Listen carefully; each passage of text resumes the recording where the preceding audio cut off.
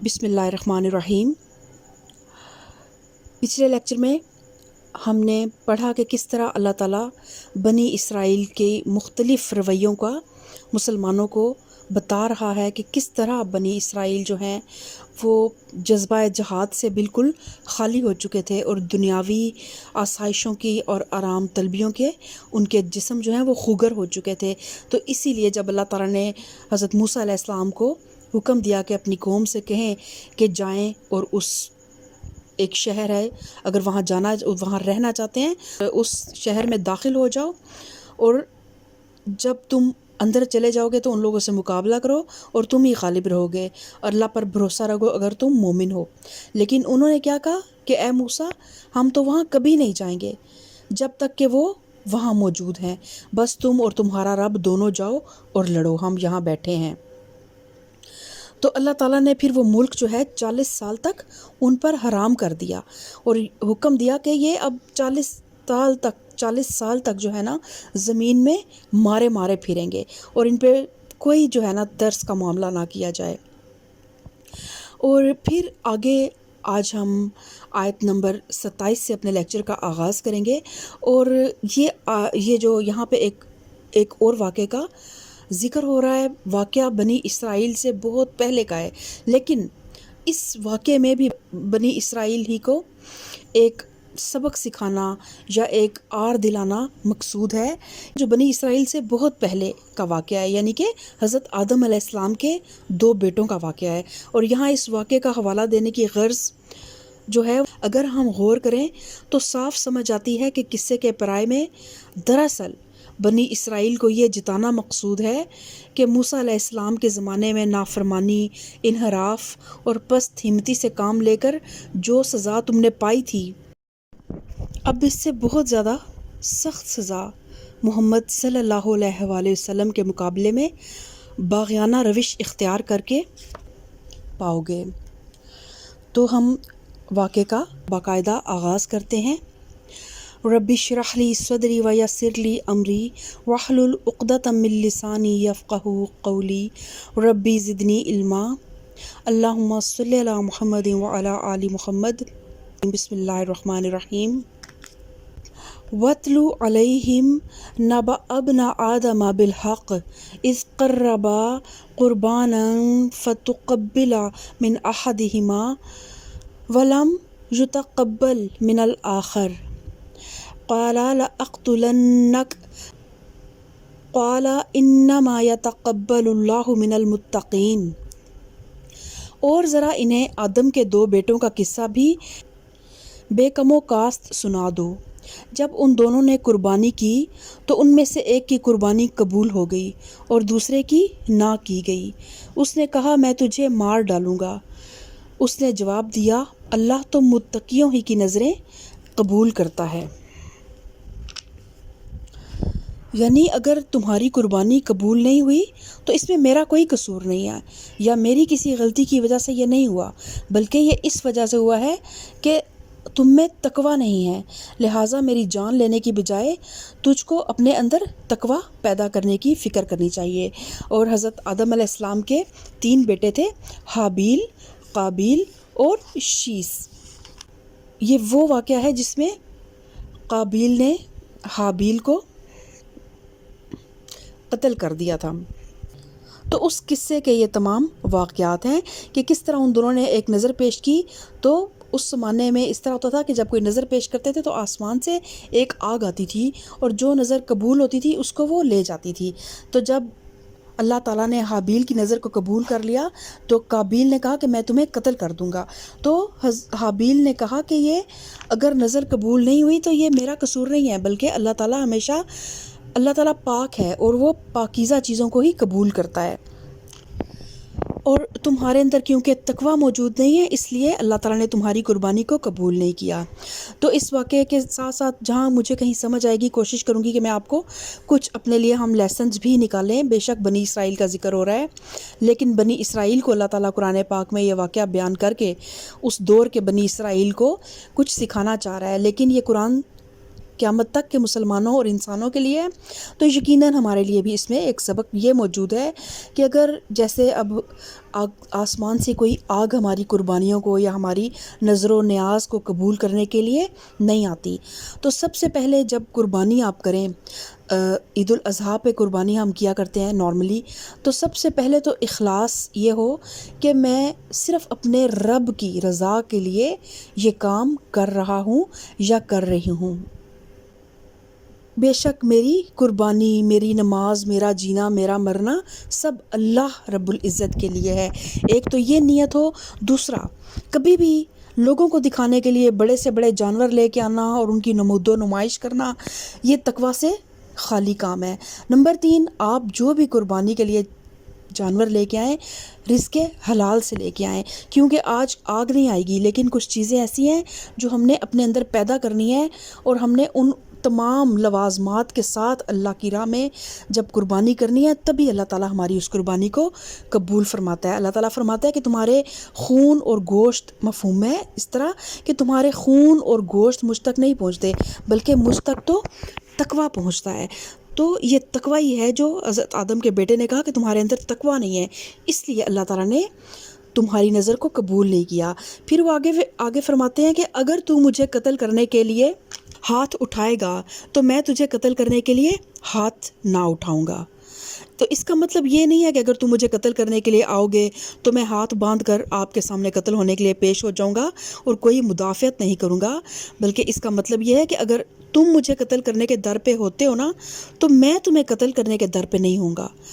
تم میرے قتل کی تدبیر میں لگنا چاہو تو تمہیں اختیار ہے، لیکن میں یہ جاننے کے بعد بھی کہ تم مجھے قتل کرنے کی تیاریاں کر رہے ہو، یہ کوشش نہیں کروں گا کہ میں پہلے ہی تجھے مار ڈالوں۔ یہاں یہ بات ذہن نشین کر لینی چاہیے کہ کسی شخص کا اپنے آپ کو خود قاتل کے آگے پیش کر دینا اور ظالمانہ حملے کی مدافعت نہ کرنا کوئی نیکی نہیں ہے۔ زندگی بہت بڑی امانت ہے، اور اس امانت کو حد الوسع اپنی اس امانت کی حفاظت کریں۔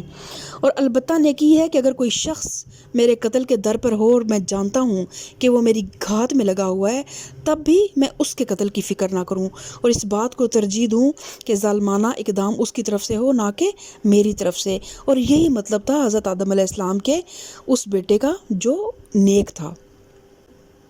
وہ اپنے بھائی سے کہتا ہے، انی ارید ان تبوء باسمی و اسمک فتکون من اصحاب النار وذلک جزاء الظالمین۔ میں چاہتا ہوں کہ میرا اور اپنا گناہ تو ہی سمیٹ لے اور دوزخی بن کر رہے، اور ظالموں کے ظلم کا یہی ٹھیک بدلہ ہے۔ یعنی بجائے اس کے کہ ایک دوسرے کے قتل کی صحیح کریں اور ہم دونوں گناہ گار ہوں، میں اس بات کو زیادہ بہتر سمجھتا ہوں کہ دونوں کا گناہ صرف تمہارے حصے میں آ جائے، اور تیرے اپنے قاتلانہ اقدام کا گناہ بھی، اور اس نقصان کا گناہ بھی جو اپنی جان بچانے کی کوشش کرتے ہوئے میرے ہاتھ سے تجھے پہنچ جائے۔ ظاہر ہے انہوں نے کچھ ہاتھ پاؤں تو مارنے تھے نا، لیکن وہ گناہ گار نہیں تھے، کیونکہ انہوں نے اپنی طرف سے ایک تو اپنے آپ کو بچانے کی پوری ایفرٹ پٹ کر لی، اور اس چیز کی بھی پوری کوشش کی کہ اپنے آپ کو بچانے کے چکر میں کہیں میں جان بوجھ کر اس کو قتل نہ کر دوں۔ فَطَوَّعَتْ لَهُ نَفْسُهُ قَتَلَ أَخِيهِ فَقَتَلَهُ فَأَصْبَحَ مِنَ الْخَاسِرِينَ۔ آخرکار اس کے نفس نے اپنے بھائی کا قتل اس کے لیے آسان کر دیا اور اسے مار کر ان لوگوں میں شامل ہو گیا جو نقصان اٹھانے والے ہیں۔ پھر اللہ نے ایک کوا بھیجا جو زمین کھودنے لگا تاکہ اسے بتائے کہ اپنے بھائی کی لاش کیسے چھپائے۔ یہ دیکھ کر وہ بولا،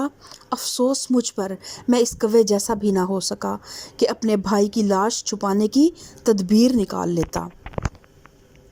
تو اس طرح اللہ تعالیٰ نے ایک کوے کے ذریعے سے آدم کے اس غلط کار بیٹے کو اس کی جہالت اور نادانی پر متنبع کیا، اور جب ایک مرتبہ اس کو اپنے نفس کی طرف توجہ کرنے کا موقع مل گیا تو پھر اس کی ندامت صرف اس بات تک محدود نہیں رہی کہ وہ لاش چھپانے کی تدبیر نکالنے میں کوے سے پیچھے رہ گیا، بلکہ پھر اس کو یہ احساس بھی ہونے لگا کہ اس نے اپنے بھائی کو قتل کر کے کتنی بڑی جہالت کا ثبوت دے دیا ہے۔ اور یہ بات کا جو فکرہ ہے وہ اپنے کیے پر پچھتایا اسی مطلب پر دلالت کرتا ہے۔ تو اس میں ہمارے لیے سبق یہ ہے کہ غصہ جو ہے نا وہ آتا تو اکیلا ہے، لیکن جاتے ہوئے ہمیں بہت سے پچھتاوے، بہت سی شرمندگیاں اور بہت سی سزائیں اور بہت سے نقصان دے کر جاتا ہے۔ غصہ ایک ایسی چیز ہے کہ وہ جس برتن میں ہوتا ہے نا اس برتن کو سب سے پہلے چھید کرتا ہے، اس برتن کے اندر یہ ایک ایسا تیزاب ہے۔ تو جب بھی کبھی غصہ آ جائے تو سب سے پہلے اپنے نفس کے شیطان کو دبانے کے لیے، کیونکہ شیطان آگ سے بنا ہے، تو فوراً سے پہلے تعوذ اور تسمیہ پڑھیں، پانی پئیں اور اپنی پوزیشن کو چینج کریں۔ اگر آپ کھڑے ہوئے ہیں تو لیٹ جائیں یا اس جگہ کو تبدیل کر لیں، تھوڑی دیر کے لیے اس انوائرمنٹ سے باہر چلے جائیں، وہاں سے موو کر جائیں، کہیں باہر چلے جائیں، تاکہ وہ جذباتی جو ایک فیز ہوتا ہے نا بس وہ ہارڈلی 3-4 منٹ کا ہوتا ہے۔ اس کے بعد آپ جب نارمل ہوتے ہیں تو پھر آپ کو لگتا ہے کہ اتنی تو بڑی کوئی بات ہی نہیں تھی۔ اسی وجہ سے بنی اسرائیل پر ہم نے یہ فرمان لکھ دیا تھا کہ جس نے کسی انسان کو خون کے بدلے یا زمین میں فساد پھیلانے کے سوا کسی اور وجہ سے قتل کیا، اس نے گویا تمام انسانوں کو قتل کر دیا، اور جس نے کسی ایک کی جان بچائی اس نے گویا تمام انسانوں کو زندگی بخش دی۔ اور اب کیونکہ بنی اسرائیل کے اندر یہی صفات جو ہیں، انہی صفات کے آثار پائے جاتے تھے جن کا اظہار آدم علیہ السلام کے اس ظالم بیٹے نے کیا تھا جس نے اپنے بھائی کو قتل کر دیا تھا۔ اس لیے اللہ تعالیٰ نے ان کو قتل نفس سے باز رہنے کی سخت تاکید کی اور اپنے فرمان میں یہ الفاظ لکھے۔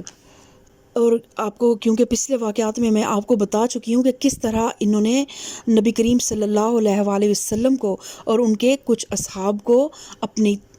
وہ جب ان کے پاس گئے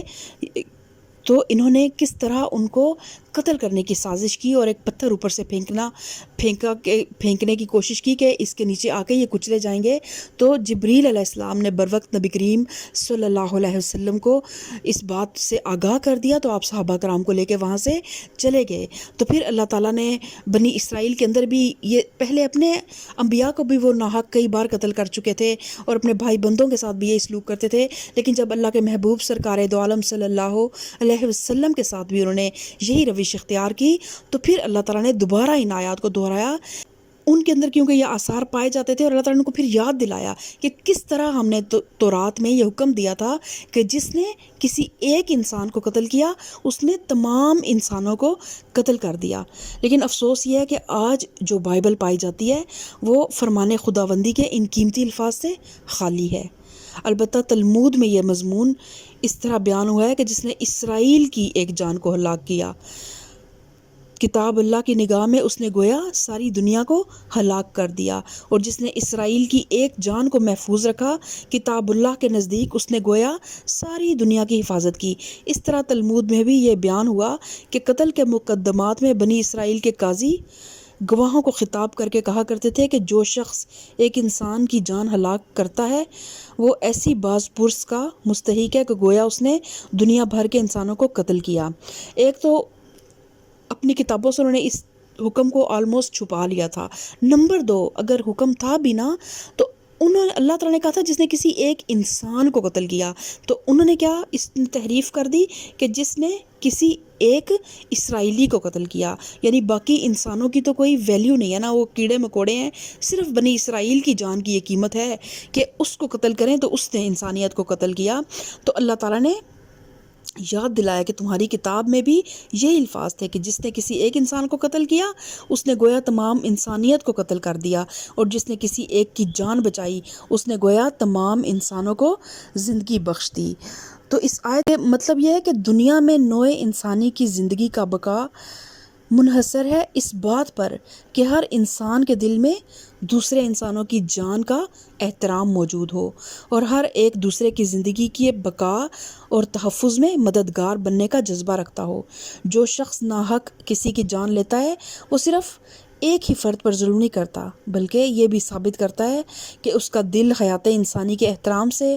ہمدردی نو کے جذبے سے خالی ہے، لہٰذا وہ پوری انسانیت کا دشمن ہو جاتا ہے، کیونکہ اس کے اندر وہ صفت پائی جاتی ہے جو اگر تمام افراد انسانی میں پائی جائے تو پوری نو کا خاتمہ ہو جائے۔ اس کے برعکس جو شخص انسان کی زندگی کے قیام میں مدد کرتا ہے وہ در حقیقت انسانیت کا حامی ہے، کیونکہ اس میں وہ صفت پائی جاتی ہے جس پر انسانیت کی بقا کا انحصار ہے۔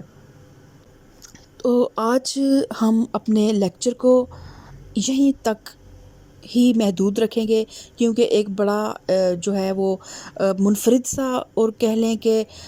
ہٹ کے موضوعات سے ایک واقعہ تھا، تو ہم باقی واقعات کی تفصیل اور باقی تمام آیات کی تفصیل انشاءاللہ اگلے لیکچر میں کریں گے۔ تو آج دیکھیں کہ امت مسلمہ میں کس طرح ایک انسان کی جان جو ہے وہ اتنی بے مول ہو چکی ہے کہ اب تو حالات یہ ہو چکے ہیں کہ لوگ مر جاتے ہیں اور 8-9 ماہ تک ان کو پوچھنے والا کوئی نہیں ہوتا کہ وہ جو انسان ہمیں نظر نہیں آ رہا وہ کہاں چلا گیا ہے۔ اتنا بے وقت ایک انسان کا وجود ہو چکا ہے، اور راہ چلتے اندیکھے لوگ آتے ہیں، فائرنگ کر دیتے ہیں، گاڑیاں لوگوں کو کچل کے چلی جاتی ہیں، اور دن رات ہم یہی خبریں سنتے ہیں، اور ایک نہیں، ایٹ اے ٹائم 20 25 لوگ جو ہیں وہ اپنی جان سے ہاتھ دھوتے ہیں۔ تو یہ آیات صرف حابیل اور قابیل کے لیے یا بنی اسرائیل کے لیے نہیں تھیں، یہ آیات آج اس امت محمدی کے لیے جو اس دنیا کی امامت کے منصب پر فائز ہے، اور وہ امت محمدی جس کے دونوں ہاتھ آج آدم کے خون سے رنگے ہوئے ہیں۔ تو ہم سب کے لیے یہ لمحہ فکریہ ہے کہ ہم قرآن کو صرف پڑھیں نہ، قرآن کو صرف بخشنے کی کتاب نہ بنائیں، قرآن کو صرف ثواب حاصل کرنے کے لیے نہ پڑھیں، بلکہ اس کو اپنی زندگی کا نصاب بنائیں۔ اللہ تعالی ہم سب کو صراط مستقیم پہ چلنے کی توفیق عطا فرمائے، آمین۔ سبحان ربک رب العزت عما یصفون وسلام علی المرسلین والحمد للہ رب العالمین۔